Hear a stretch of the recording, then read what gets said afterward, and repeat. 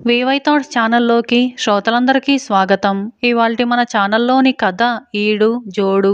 ఈ కథను రాసిన వారు స్వర్ణలత. ఇక కథలోకి వెళ్దాం. రంగాపురంలో దీక్షితులు అనే పెళ్ళిళ్ళ పేరయ్య ఉండేవాడు. ఆయన మంచి మాటకారి. తన మాటకారితనంతో తిమ్మిని బమ్మిని చేయగల సమర్థుడు. అదే ఊళ్ళో నివసించే రామప్ప పంతులు తన కుమార్తె నీలాంబరికి పెళ్లి చేయదలుచుకున్నాడు. ఆయన అష్టాదశ పురాణాలను శాస్త్రాలను ఔపాసన పట్టిన మహాపండితుడు. అయితే అంతటి మేధావి కడుపున పుట్టిన నీలాంబరికి చదువు అబ్బలేదు. దానికి తోడు ఒక కన్ను మెల్ల. అయినా తన కుమార్తెకు మంచి అందగాణ్ణి, విద్యావంతుణ్ణి, స్థితిపరుణ్ణి చూసి వివాహం చెయ్యాలని రామప్ప పంతులు కోరిక. ఆ కారణంగా దీక్షితులకు ఆ పని పురమాయించాడు. రామప్ప పంతులుకు ఉన్న ఊళ్ళో బంధుబలగానికేమీ కొదవలేదు. వాళ్లలో కొంతమంది ఆయనతో వియ్యమందటానికి ప్రయత్నించి విఫలులయ్యారు. వరుడిది సామాన్యమైన అందమని, సంపన్నుడు కాదని, చదువు తక్కువని ఇలా ఏదో ఒక వంక చూపి ఆయన ఆ సంబంధాలని తిరస్కరించాడు. ఒకరోజు భార్య మహాలక్ష్మి ఆయనతో మనస్తాపం కలిగించే సంగతైనా నిజం చెప్పుకోక తప్పదు. మన అమ్మాయికి అందచందాలు లేవు, చదువు సంధ్యలు లేవు, దీన్ని ఏ నలకుబేరుడు వచ్చి చేసుకుంటాడు చెప్పండి. మా అన్నయ్య కొడుకు రాఘవుడు, మన అమ్మాయి పరస్పరం ఇష్టపడ్డారు. మీరు సరేనంటే అమ్మాయి పెళ్లి సమస్య తీరిపోతుంది అని అన్నది. ఇందుకు రామప్ప పంతులు కోపంగా, ఆ రాఘవుడిలో ఏమి చూసి మన అమ్మాయినిద్దామంటావు? వాడు మునసబుగారి 2 ఎకరాల పొలాన్ని కౌలుకు తీసుకొని దున్నుకొని బ్రతుకుతున్నాడు. పంచాంగం శ్రవణం కూడా చెయ్యలేని దౌర్భాగ్యపు చదువు వాడిది. ఇక ఒడ్డు పొడుగు చూద్దామంటే వెంపలి చెట్టుకు నిచ్చెన వేసే ఎత్తు. ఈ సంబంధానికి నేను ఒప్పుకోను అని అన్నాడు. భర్తకు ఎదురు చెప్పే ధైర్యం లేక మహాలక్ష్మి పెరట్లోకి వెళ్ళిపోయింది. ఇలా కొద్ది రోజులు గడిచిపోయాయి. ఒకరోజు ఉదయం తన ఇంటివైపు వస్తున్న దీక్షితుల మొహం వెలిగిపోతూ ఉండటం రామప్ప పంతులు గ్రహించాడు. మనిషి వాలకం చూస్తే తన కుమార్తెకేదో మంచి సంబంధమే తెచ్చినట్లుగా ఉందని అనుకున్నాడు. ఆయన దీక్షితుల్ని సాదరంగా లోపలికి ఆహ్వానించాడు. దీక్షితులు అరుగుమీద కూర్చొని ఒకసారి గొంతు సవరించుకొని, పంతులుగారు, శివపురంలో మన నీలాంబరికి సరిజోడైన సంబంధం ఒకటుంది. వరుడు తండ్రికి ఒక్కడే కొడుకు. పేరు శుక్రుడండి, సార్థక నామధేయుడు అని అన్నాడు. సార్థక నామధేయుడంటున్నారు, ఇంతకు ఒకటా రెండా అన్నాడు రామప్ప పంతులు. ఒకటేమిటండి, రెండూను. అంతేకాదు, పగలు శుక్రుడైతే రాత్రి కురునాథుడు అన్నాడు దీక్షితులు. అబ్బాయి చదువు సంధ్యలు, సంగీత పరిజ్ఞానం గురించి తమరు పెదవి విప్పారు కాదు అన్నాడు రామప్ప పంతులు. ఇదిగో ఆ విషయానికే వస్తున్నాను. రామాయణ భారతాల్ని తిరగేసి చదవగల అపర వాల్మీకి, కాళిదాసుల అంశ కదటండి వరుడిది. ఇక అబ్బాయి సంగీత పరిజ్ఞానం చెప్పవలసింది కాదు. వీణను మురళిలాగా వాయిస్తాడు. మురళిని ఊదుతుంటే మృదంగ ధ్వని వినపడుతుంది అన్నాడు దీక్షితుడు. రామప్ప పంతులు చిన్నగా నవ్వి, మరి అబ్బాయి దేహదారుఢ్యం గురించి, చలాకితనం గురించి కాస్త చెవిని వెయ్యండి అని అడిగాడు. అయితే వేయేలా? ఒకే ఒక్క ఉదాహరణ ఇస్తే విషయం మీకు బోధపడుతుంది. వరుడి ఇంటి పెరడిలో ఒక విరగ కాసిన మునగ చెట్టు ఉంది. శాఖోపశాఖలుగా విస్తరించిన ఆ వృక్షాన్ని అవలీలగా ఎక్కి చిటారు కొమ్మలకు కూడా మర్కటంలాగా పాకి మునగకాయలు కోస్తాడండి అన్నాడు దీక్షితులు. బావుంది, అబ్బాయి భూవసతి గురించి చెప్పండి అన్నాడు రామప్ప పంతులు. ఇంటిలో నుంచి చూస్తే పగలు సూర్యుడు, రాత్రివేళ చంద్రుడు, నక్షత్రాలు కనిపించే ఉన్నత స్థితిలో ఉన్నాడు మీ కాబోయే అల్లుడు అన్నాడు మందహాసంతో దీక్షితులు. ఇది విని రామప్ప పంతులు మౌనంగా ఉండటంతో దీక్షితులు 2-3 రోజుల్లో పెళ్లి చూపులకు ఏర్పాటు చెయ్యమంటారా అని అడిగాడు. రామప్ప పంతులు చిరు కోపంగా, అక్కర్లేదు, అమ్మాయిని రాఘవుడికిచ్చి వివాహం జరిపించాలని ఈ క్షణమే నిర్ణయం తీసుకున్నాను అని అన్నాడు. శుభం అంటూ దీక్షితులు అక్కడి నుంచి వెళ్ళిపోయాడు. మహాలక్ష్మి భర్త వైపు అయోమయంగా చూసింది.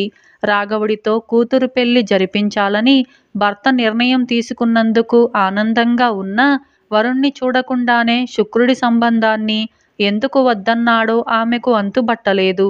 భార్య వాలకం చూసి సంగతి గ్రహించిన రామప్ప పంతులు, చూడు వరలక్ష్మి, ఆ దీక్షితులు వట్టి మాటకారి. ఆయన తన వాక్చాతుర్యంతో నన్ను మెప్పించాలని చూశాడు. సాధ్యం కాక వెళ్ళిపోయాడు. మా సంభాషణ సారాంశం చెబుతా విను అని ఇలా చెప్పాడు. వరుడి పేరు శుక్రుడట, సార్థక నామధేయుడట. అంటే రాక్షస గురువు శుక్రాచార్యుడిలాగా ఒంటికన్నువాడన్న మాట. శుక్రాచార్యుడు రెండవ అవలక్షణం మధుపానం చేయటం. అది కూడా వరుడికుందని చెప్పాడు. పగలు శుక్రుడైతే రాత్రివేళ కురునాథుడన్నాడు. అంటే రాత్రివేళ బయటికి రాడు. ధృతరాష్ట్రుడిలాగా రెండు కళ్ళు కనిపించకపోవటమే అందుకు కారణం. ఈ శుక్రుడి చదువు సంధ్యల గురించి చెబుతూ రామాయణ భారతాల్ని తిరగేసి చదవగల ప్రజ్ఞావంతుడని చెప్పాడు. ఆలు రాని వాళ్లే పుస్తకాల్ని తిరగేసి చదివే మూర్ఖులు. వాల్మీకి, కాళిదాసులు కూడా ఒకప్పుడు అక్షరజ్ఞానం లేని వాళ్లే. అందుకే దీక్షితులు తెలివిగా వరుడు శుక్రుణ్ణి వారితో పోల్చాడు. తరువాత వాడి సంగీత పరిజ్ఞానం గురించి ప్రస్తావిస్తూ వీణను మురళిలాగా, మురళిని మృదంగంలాగా వాయిస్తాడని చెప్పాడు. ఒక వాయిద్యాన్ని మరొక వాయిద్యంలాగా ఎవరూ వాయించలేరు. వరుడికి సంగీతంలో సరిగమలు కూడా రావని చెప్పటానికి దీక్షితులు అలా అన్నాడు. ఇక ఇంట్లో నుంచి పగటిపూట సూర్యుడు, రాత్రివేళ చుక్కలు, చంద్రుడు ఎప్పుడు కనిపిస్తాయి? ఇంటి పైకప్పుకు కంతలున్నప్పుడు. అంటే ఆ వరుడి ఇల్లు పూరి గుడిసె అన్న మాట. రామప్ప పంతులు భార్యకు విషయం ఇలా వివరించి, మహాలక్ష్మి తెలిసిందే అయినా దూరపు కొండలు నునుపని ఇప్పటికీ అనుభవపూర్వకంగా తెలుసుకున్నాను. రాఘవుడు మన నీలాంబరికి సరిజోడవుతాడు. పైగా వాళ్ళు పరస్పరం ఇష్టపడ్డారని నువ్వు చెబుతున్నావు. ఇక నా అభ్యంతరం మాత్రం దేనికి అని అన్నాడు. అంతవరకు తలుపు చాటున నిలబడి తల్లిదండ్రుల సంభాషణ వింటున్న నీలాంబరి సిగ్గుతో లోపలి గదిలోకి సంతోషంగా పరుగు తీసింది. ఇలా ఈడు జోడు అనే ఈ కథ సమాప్తమైంది. అలాగే మరొక కథ మాధవయ్య నెయ్యి దానం. ఈ కథను రాసిన వారు జె. ఉదయనాగ శిరీష. ఇక కథలోకి వెళ్దాం. మాధవరం అనే జమి గ్రామంలో మాధవయ్య అనే నేతి వ్యాపారి ఉండేవాడు. అతడు నెయ్యి విషయంలో చేసుకునే జాగ్రత్తల వలన అది కొద్ది రోజుల పాటు నిలవ ఉన్న వాసన, రుచి విషయంలో ఎలాంటి మార్పు లేకుండా తాజాగా ఉండేది. ఈ కారణాల వల్ల ప్రజలలో అతని దుకాణానికి మంచి పేరు వచ్చి వ్యాపారం 3 పువ్వులు 6 కాయలుగా అభివృద్ధి చెందింది. ఇలా ఉండగా అక్కడి జమీందారుకు జమీ వ్యవహారాలలో దాయాదుల వలన కొన్ని చిక్కులేర్పడి మానసికంగా అశాంతికి లోనయ్యాడు. నవగ్రహ శాంతి హోమం జరిపిస్తే చిక్కులన్నీ తొలగిపోతాయని ఆస్థాన జ్యోతిష్యుడాయనకు సలహా ఇచ్చాడు. అంతే, నవగ్రహ శాంతి హోమానికి చురుగ్గా ఏర్పాట్లు ప్రారంభమయ్యాయి. జ్యోతిష్యుడైతే ఒక్క మాటలో నవగ్రహ శాంతి హోమాన్ని చేయించమని జమీందారుకు సలహా ఇచ్చాడు. అంతటితో అతని పని పూర్తయిపోయింది. కానీ అందుకవసరమైన సంభారాలన్నీ శాస్త్రవిధిగా సమకూర్చే భారం ఆస్థాన పురోహితుడిపైన పడింది. ముందుగా ఆయన హోమానికి అవసరమైన నెయ్యిని గురించి ఆలోచించాడు. ఆ నెయ్యి తప్పక ఆవు నెయ్యే అయి ఉండాలి. అందులో కల్తీకి ఏమాత్రమూ ఆస్కారం ఉండకూడదు. ఆస్థాన పురోహితుడు మాధవయ్యను గురించి విన్నాడు.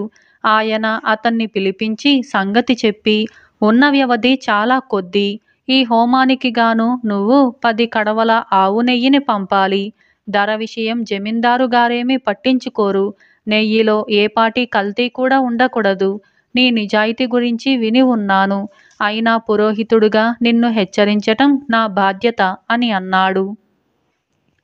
మాధవయ్య పురోహితుడు అడిగిన విధంగా 10 కడవల ఆవు నెయ్యిని హోమానికి పంపిస్తానని మాట ఇచ్చాడు. అయితే జమీందారుతో వ్యవహారమే కాక దైవకార్యం కూడా కాబట్టి మాధవయ్య స్వచ్ఛమైన 10 కడవల ఆవు నెయ్యిని సంపాదించటానికి పడిన శ్రమ అంతా ఇంతా కాదు. అదే సమయంలో జమీందారు దగ్గర బంధు ఒకడికి రాచకురుపు లేసింది. అతడు మధుమేహ వ్యాధితో బాధపడుతూ జిహ్వ చాపల్యం కొద్దీ కొత్తగా ఈనిన ఆవు జున్ను తిన్న కారణంగా ఈ వ్యాధి తెచ్చుకున్నాడు. అంతేకాక మూలిగే నక్క మీద తాటికాయ పడినట్టుగా రాచకురుపుతో పాటు కామర్ల వ్యాధి కూడా పట్టుకుంది. ఈ స్థితిలో వైద్యుడు రోగి బంధువులకు నేపాలం ఆవులకు ఆవు నెయ్యి రాసి వెచ్చచేసి కురుపుకు కట్టండి. తరువాత నేనిచ్చే పాడిని పులుసు గరిటె ప్రమాణమంతా ఆవు నెయ్యిలో కలిపి 3 పూటలా తినిపించండి. ఆవు నెయ్యిలో ఏమాత్రమూ కల్తీ ఉండకూడదు అని చెప్పాడు. ఆ వెంటనే ఆవు నెయ్యి కోసం జమీందారు బంధువు నౌకర్లు మాధవయ్య వద్దకు వచ్చారు.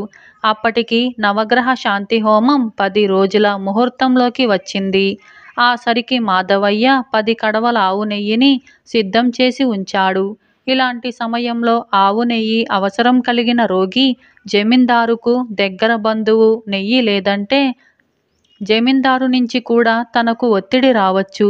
ఏదో వీసో అరవీసో ఇచ్చి అయిపోయినప్పుడు రమ్మనటానికి ఆయన సామాన్య సంసారి కాడు. మాధవయ్య ఇదంతా ఆలోచించి ఉన్న 10 కడవల నెయ్యిలో నుంచి 1 కడవ తీసి జమీందారు బంధువు పంపిన నౌకర్లకిచ్చాడు. ఇది జరిగాక మాధవయ్య మరొక కడవ నెయ్యి కోసం ప్రయత్నాలు ప్రారంభించాడు. అయితే ఇది మాధవయ్య దురదృష్టమో దేవుడి పరీక్షో ఎంత ప్రయత్నించినా అతడికి 10వ కడవ నెయ్యిని సంపాదించటం సాధ్యపడనే లేదు. అతడు చేసేది లేక ఆస్థాన పురోహితుణ్ణి కలుసుకొని సంగతి వివరించాడు. అంతా విన్న ఆస్థాన పురోహితుడు చిన్నగా నవ్వి, మాధవయ్య, నీ నిజాయితీ మెచ్చదగినదయ్యా. మరొకరైతే ఏ గేదెనేతినో మిగిలిన 9 కడవల్లో కలిపేసేవాళ్ళు. భూమి, బంగారం, తిలలు, ధాన్యం, ఉప్పు, బెల్లం, వస్త్రాలు, వెండి రూపాయలు, ఆవులు, ఈ మొదలైన 9 దానాలతో పాటు నెయ్యి కూడా చేరి 10 దానాలని ప్రసిద్ధికెక్కాయి. నువ్వు చేస్తున్నది వ్యాపారమైన దైవ కార్యానికి నెయ్యి ఇచ్చి పుణ్యం సంపాదించుకున్నావు. సరే, ఈ హోమం సంగతేమంటే సాధారణంగా కింద మీద వలకబోసి నవగ్రహాలకు 9 కడవల నెయ్యిని హోమంలో వెయ్యలేకపోతామేమో అన్న భీతితో మరొక కడవ అదనంగా చెప్పాను. ఈ సంగతి నలుగురికి తెలియనక్కర్లేదు. నీ దగ్గరున్న 9 కడవల నెయ్యి చాలు. ఈ 10వ కడవ నెయ్యి జమీందారు బంధువు అనారోగ్యానికి ఉపయోగపడటం దైవ నిర్ణయమే అయి ఉంటుంది అని అన్నాడు. మాధవయ్య ఆస్థాన పురోహితుడికి నమస్కరించి పట్టరాని సంతోషంతో వెళ్ళిపోయాడు. తరువాత నవగ్రహ శాంతి హోమం ముగిసింది. హోమం మహిమో లేక జమీందారు చాకచక్యమో మొత్తం మీద ఆయన దాయాదుల గొడవల నుంచి బయటపడి ఉల్లాసంగా ఉన్నాడు. ఆయన బంధువుకు కూడా రాచకురుపు, కామెర్లు పూర్తిగా తగ్గిపోయాయి. హోమం ముగిసిన 2 రోజుల తరువాత అనుకోని విధంగా దూర గ్రామం నుంచి ఒకతను 1 కడివెడు ఆవు నెయ్యి తెచ్చి మాధవయ్యకిచ్చాడు. మాధవయ్య దానిని ఎలా సద్వినియోగం చేయటమా అని బాగా ఆలోచించి చివరకు ఆస్థాన పురోహితుడి దగ్గరకు వెళ్ళి సంగతి చెప్పి, అయ్యా, మరొకసారి నాకిలాంటి అవకాశం రాదు. దయచేసి ఆ కడివెడు నెయ్యి తమరే దానంగా పుచ్చుకోవాలి అని కోరాడు. భక్తి గౌరవాలతో మాధవయ్య ఇవ్వచూపిన దానాన్ని కాదనలేక పురోహితుడు సమంత్రకంగా దానిని స్వీకరించాడు.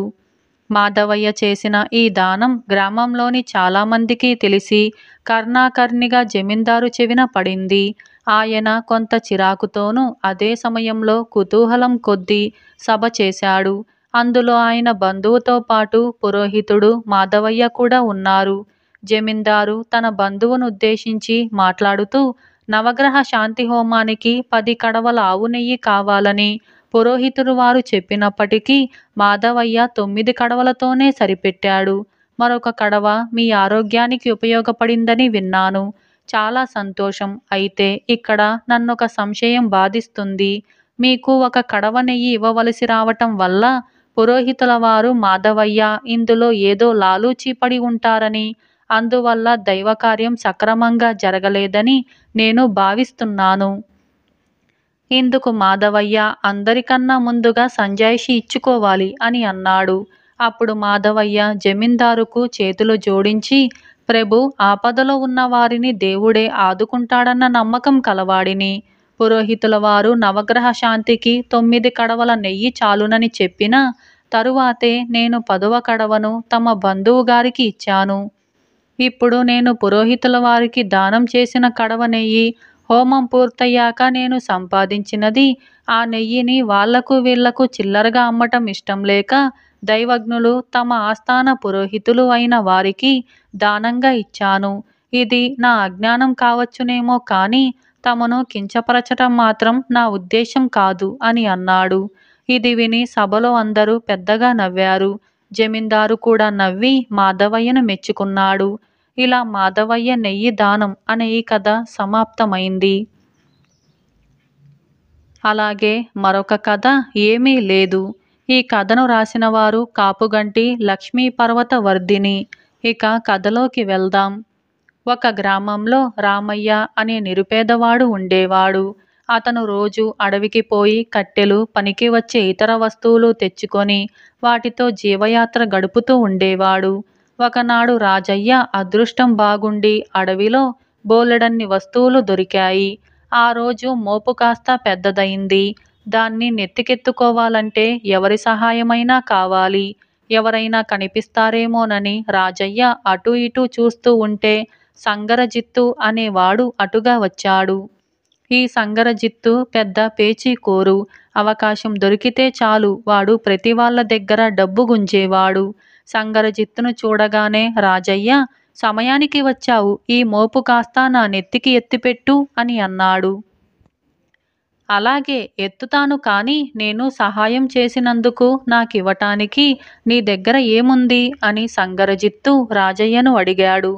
ఏమీ లేదు సంగరజిత్తు అన్నాడు రాజయ్య. సరే అయితే అని సంగరజిత్తు రాజయ్యకు మోపు ఎత్తిపెట్టి, నీ దగ్గర ఉన్నదేదో ఇట్లా పారేయ్, నా దారిన నేను వెళ్తాను అని అన్నాడు. ఏమీ లేదు అని ముందే చెబితిని కదా సంగరజిత్తు అన్నాడు రాజయ్య. నేను కాదన్నానా, ఆ ఏమీ లేదు అనేదేదో పడేయ్ అన్నాడు సంగరజిత్తు. నా దగ్గర ఏమీ లేదన్నాను, కానీ ఏమీ లేదు అనే వస్తువు ఉన్నదనలేదు అన్నాడు రాజయ్య సంగరజిత్తు దుర్బుద్ధికి లోలోపల వ్యధపడుతూ. ఇదంతా నాకు తెలియదు. నీ దగ్గర ఏమున్నదంటే ఏమీ లేదు ఉన్నదన్నావు. అదన్నా పడేయ్, లేదా నీ కట్టెల మోపన్నా నా పరం చేసేయ్, తెలిసిందా అన్నాడు సంగరజిత్తు మొండిగా. సంగరజిత్తు వైఖరి చూసి సాత్వికుడైన రాజయ్యకే మంట పుట్టుకొచ్చింది. నీ వేషాలు కట్టిపెట్టి గ్రామాధికారి దగ్గరికి పద, ఆయనే న్యాయం చెబుతాడు అని రాజయ్య సంగరజిత్తుతో సహా గ్రామాధికారి వద్దకు వచ్చాడు. గ్రామాధికారి ఇద్దరి మాటలు విని సంగరజిత్తును, నువ్వు ఈ రాజయ్యకు సహాయం చేసినప్పుడు ఏమడిగావు అని అడిగాడు. అతడి నెత్తికి కట్టెల మోపు ఎత్తే ముందు నీ దగ్గర ఇవ్వటానికి ఏమున్నదని అడిగాను అంటే ఏమీ లేదు అని సమాధానమిచ్చాడు అన్నాడు సంగరజిత్తు. తరువాత నువ్వు సహాయం చేశావు, ఏమిస్తాడని సహాయం చేశావు అని గ్రామాధికారి అడిగాడు. తన దగ్గర ఏమీ లేదు ఉన్నదన్నాడు కదండి, అదే ఇస్తాడనుకొని సహాయం చేశాను అన్నాడు సంగరజిత్తు. ఇంతకు అతను నీకిచ్చిందేమిటి అని గ్రామాధికారి అడిగాడు. ఏమీ లేదు అన్నాడు సంగరజిత్తు. అంటే నువ్వడిగినదే అతనిచ్చాడన్న మాట. అతని దగ్గర ఉన్నది ఏమీ లేదు, అతను నీకిచ్చింది ఏమీ లేదు, ఇంకెందుకు తగాదా పెట్టి మోపు ఇచ్చేయమంటున్నావు? ఈసారి ఇటువంటి అక్రమాలు చేశావంటే నిన్ను తీవ్రంగా శిక్షిస్తాను అని బెదిరించి గ్రామాధికారి సంగరజిత్తును పంపేశాడు. పెద్ద బెడద వదిలినందుకు సంతోషించి రాజయ్య కూడా ఇంటికి వెళ్ళిపోయాడు. ఇలా ఏమీ లేదు అనే ఈ కథ సమాప్తమైంది. అలాగే మరొక కథ మూఢుడు మోసగాడు. ఈ కథను రాసిన వారు జి. కోటేశ్వరరావు. ఇక కథలోకి వెళ్దాం. ఒక మూఢుడు ఒక మోసగాడితో స్నేహం కట్టి సహజీవనం సాగించాడు. దానిని బట్టే వాడు మూఢుడనుకోవచ్చు. మూఢుడి దగ్గర కొంచెం డబ్బున్నది, మోసగాడి దగ్గర ఏమీ లేదు. మన డబ్బు ఒకేసారి ఖర్చు పెడితే ఒకరు ఎక్కువ ఖర్చు పెట్టారని ఒకరు తక్కువ ఖర్చు పెట్టారని తగాదా వస్తుంది.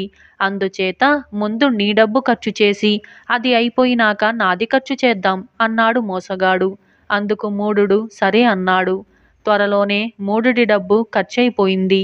నా డబ్బు ఒకచోట పాతిపెట్టాను, తెస్తానుండు అని వెళ్ళిన మోసగాడు తిరిగి వచ్చి శోకాలు పెడుతూ అయ్యో, నా డబ్బంతా ఎవరో కాజేశారు, ఇప్పుడేం చెయ్యాలి అని అన్నాడు. ఏడవకేడవకు, ఏం చేస్తాం, డబ్బు పంచుకున్నట్టే పేదరికం కూడా పంచుకుందాం. అయితే మనం ఏదైనా పని చేసుకుంటే తప్ప జరుగుబాటు కాదు అన్నాడు మూఢుడు. నీ మాట నిజం, నీకేం పని చేతనవును? పొలం పని చేయగలవా? కుండలు కాని, వడ్రంగం కాని, నేత కాని చేయగలవా? తాపీ పని, దర్జీ పని, రంగులు వేసే పని వచ్చునా అని మోసగాడు అడిగాడు. తనకు ఏదీ రాదని మూఢుడు చెప్పాడు. నాక్కూడా నీలాగే ఏ పని చేత కాదు, అందుచేత మనం బ్రతుకు తెరువు వెతుక్కుంటూ దేశం మీద పోదాం అన్నాడు మోసగాడు. ఇద్దరూ కలిసి బయలుదేరారు. పోగా పోగా ఒక కొండ వచ్చింది. కొండ దిగువన ఒక విరిగిన బండి ఉన్నది. దానిమీద పెద్ద పెట్టె ఉంది. బండి పక్క ఒక ధనికుడు నిలబడి ఉన్నాడు. ఆ ధనికుడు వీళ్ళని చూసి, బలంగా కనిపిస్తున్నారు, ఈ పెట్టెను కొండ ఎక్కించి అవతలి పక్క దించితే మీకు చెరొక బంగారు కాసు ఇస్తాను అని అన్నాడు.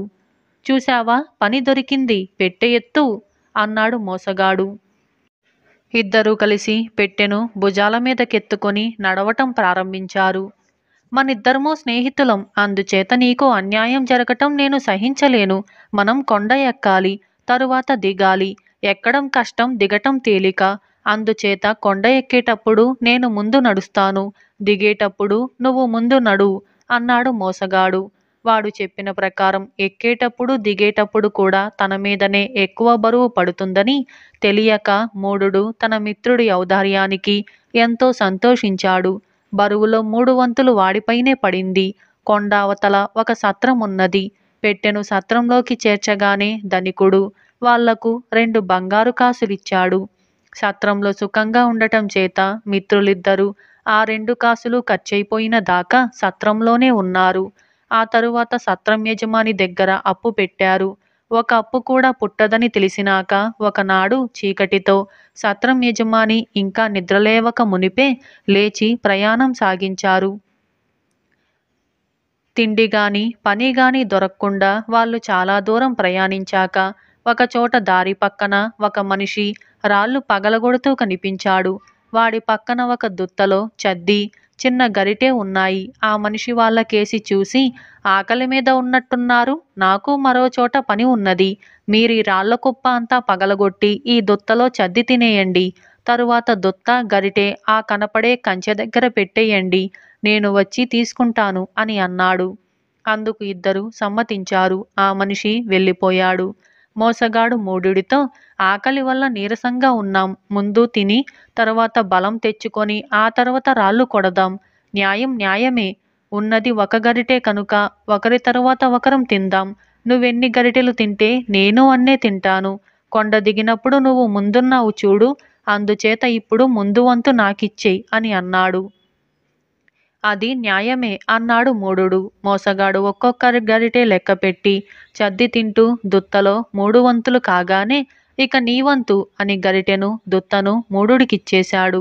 మూఢుడు కూడా గరిటెలు ఎంచుతూ తన మిత్రుడు తిన్నన్ని గరిటెలే తిని దుత్తను వాడికిచ్చేసి నీ వంతు అని అన్నాడు. మోసగాడు కూడా గరిటెలు ఎంచుతూనే తిన్నాడు. కాని తీరా మూఢుడి వంతు వచ్చేసరికి దుత్తలో ఏమీ లేదు. తనకు జరిగిన మోసమేమిటో కూడా మూఢుడికి తెలియరాలేదు. తరువాత రాళ్ళు కొట్టే పని వచ్చింది. సుత్తె ఒకటే కనుక ఒకరి తర్వాత ఒకరం రాళ్ళు కొట్టాలి. కిందటిసారి నాది మొదటి వంతు కనుక ఈసారి నీది మొదటి వంతు. నువ్వు కొన్ని రాళ్ళు కొట్టాక నేను సుత్తె తీసుకుంటాను. నా తరువాత మళ్ళీ నువ్వు, నీ తరువాత మళ్ళీ నేను, అలా రాళ్ళయిపోయిన దాకా కొడదాం అన్నాడు మోసగాడు. నిజంగా నీది ఎంత న్యాయబుద్ధి అని మెచ్చుకుంటూ మూఢుడు రాళ్ళు కొట్టడానికి కూర్చున్నాడు. రాళ్లల్లో 3వ వంతు కాగానే మోసగాడు సుత్తె తీసుకొని తాను కూడా ఒక 3వ వంతు కొట్టాడు. తరువాత మళ్ళీ మూఢుడి వంతు వచ్చింది. తిరిగి మోసగాడి వంతు వచ్చేసరికి రాళ్ళన్నీ అయిపోయాయి. వాళ్ళు అక్కడి నుంచి బయలుదేరి నడక సాగించారు. కొంత దూరం వెళ్ళాక ఒక చేనులో ఒక రైతు కనిపించాడు. అతను వాళ్ళను చూసి, మీ ఇద్దరూ పొద్దుగుంకిన దాకా చేలో పిట్టలను తోలారంటే రాత్రికి తిండి పెట్టి పడుకునేటందుకు చోటిస్తాను అని అన్నాడు. నేను చేను బయట ఉండి పిట్టల్ని దూరం నుంచే తరిమేస్తాను. నువ్వు చేను మధ్య ఉండి నన్ను తప్పించుకు వచ్చిన పిట్టలను తరిమెయ్ అన్నాడు మోసగాడు. మూఢుడు సరేనన్నాడు. మోసగాడు పొలం చివరకు వెళ్ళి కంచె నీడన పడుకొని హాయిగా నిద్రపోయాడు. సాయంకాలం దాకా మూఢుడు చప్పట్లు చరచలేక కేకలు పెట్టలేక సతమతమయ్యాడు. రాత్రి ఇద్దరు భోజనం చేసేటప్పుడు మూఢుడు మోసగాడితో, అమ్మో, ఈ పని చాలా కష్టం. రైతుతో గొర్రెల్ని కాచనివ్వమందాం. అది చాలా తేలికైన పని. రోజల్లా కొండ మీద పడుకోవచ్చు. పక్షులు వచ్చి గొర్రెల్ని ఎత్తుకుపోవు. చప్పట్లు కేకలు అవసరం లేదు అని అన్నాడు. మోసగాడు ఈ సూచనను సంతోషంతో ఆమోదించాడు. మర్నాడు ఇద్దరూ కలిసి గొర్రెలను తోలుకొని గుట్టల మీదికి వెళ్లారు. గొర్రెలు మేత ఆరంభించాయి. గొర్రెల కాపరి అయిన కుక్క ఒకచోట కూర్చున్నది. ఇద్దరు వెల్లకిల పడుకొని నిద్రపోయారు.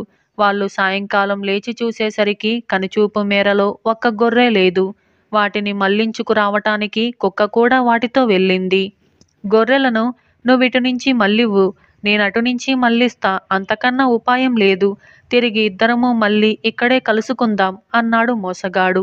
ఇద్దరూ చెరొక వైపు బయలుదేరారు. మోసగాడు వెళ్ళినట్టే కొంత దూరం వెళ్ళి మళ్ళీ వెనక్కు తిరిగి వచ్చి యథాస్థానంలో పడుకున్నాడు. కొంతసేపటికి కుక్క గొర్రెలన్నింటినీ మళ్లించుకు తెచ్చింది. తరువాత మూఢుడు రాగానే, ఏమైనావు? గొర్రెలన్నింటినీ నేనే తెచ్చాను అని అన్నాడు మోసగాడు. ఆ రాత్రి మూఢుడు తన మిత్రుణ్ణి, నాకీ పని కూడా కష్టంగా అనిపిస్తుంది. ఇంతకన్నా తేలికైన పని ఏమీ ఉండదా అని అడిగాడు. ముష్టెత్తగలవా? అంతకన్నా సుఖమైన వృత్తి ఉండదు. నడవటము వాగటము తప్ప మరే శ్రమ ఉండదు. నడకైన నీ ఇష్టం వచ్చినప్పుడే నడవచ్చు. అడిగేవాడుండడు. మాట్లాడటమంటావా? ఒకింటి దగ్గర పాడిన పాటే ఇంకొకింటి దగ్గర కూడా పాడవచ్చు. హెచ్చు తగ్గులుండకుండా నువ్వు ఇంటి ముందు ముష్టెత్తు, నేనింటి వెనక ముష్టెత్తుతా అన్నాడు మోసగాడు. మూఢుడు సరేనన్నాడు. వాడు బక్కచిక్కి ఉండటం చేత దాతలైన వాళ్ళు వాడికి ముష్టి వేశారు. ఈలోగా మోసగాడు ఇంటి వెనకకు వెళ్ళి ఒక కోడినో బాతునో ఏది దొరికితే అది దొంగలించాడు. ఇద్దరు కలుసుకున్నప్పుడు వాడు మూఢుడితో, ముష్టి రాగి డబ్బులు సంపాదించావా? నేను చూడు ఏం సంపాదించానో అని అన్నాడు. ఈ విధంగా 2-3 చోట్లు జరిగినాక మోసగాడు తన సంపాదనలో తన మిత్రుడికి వంతివ్వటానికి నిరాకరించి, నీకు భిక్షమెత్తటం ఏమీ చేతకాలేదు. అస్తమానము నేనే నిన్ను పోషించటం అవుతున్నది అని అన్నాడు. మూఢుడు విచారంతో కుంగిపోయి, పోనీ ఇక నుంచి నీవే ఇళ్ల ముందు అడుక్కో, నేను దొడ్ల వెంట అడుక్కుంటాను అని అన్నాడు. అందుకు మోసగాడు సరేనన్నాడు. అలా చేసినా కూడా మూఢుడు ముష్టెత్తిన దానికన్నా మోసగాడు దొంగలించిందే జాస్తిగా ఉంటూ వచ్చింది. ఒకనాడు వాళ్ళు పొలాల మధ్య ఉన్న ఒక ఇంటికి వెళ్ళారు. మూఢుడు ఇంటి ముందు నిలబడి భిక్షం వెయ్యమని అరిచాడు. ఈలోపుగా మోసగాడు వెనక పక్కకు వెళ్ళి ఒక బాతును, వేరుశనగ కాయలను దొంగలించాడు. మూఢుడు ఉత్త చేతులతో రావటం చూసి మోసగాడు, నీకీ బాతులో కొంచెం కూడా ఇవ్వను, వట్టి సోమరి వెదవ్వు, అడుక్కోవడం కూడా చేతగావట్లేదు, పో, నీ తిండి నువ్వు తెచ్చుకో అంటూ ఒక చోట కూర్చొని వేరుశనక్కాయలు ఒలుచుకొని తినసాగాడు. మూఢుడు ముందుకు సాగాడు. ఈలోపుగా మోసగాడు చేసిన దొంగతనం ఇంటివాళ్ళు కనుక్కున్నారు. వాళ్ళు పొలాల్లో పనిచేసే వాళ్లను 10 మందిని కేకేసి పరిగెత్తుకుంటూ వచ్చారు.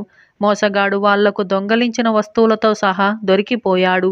నలుగురు చేరి వాణ్ణి మెత్తగా తన్ని న్యాయాధికారి దగ్గరకు తీసుకుపోయారు.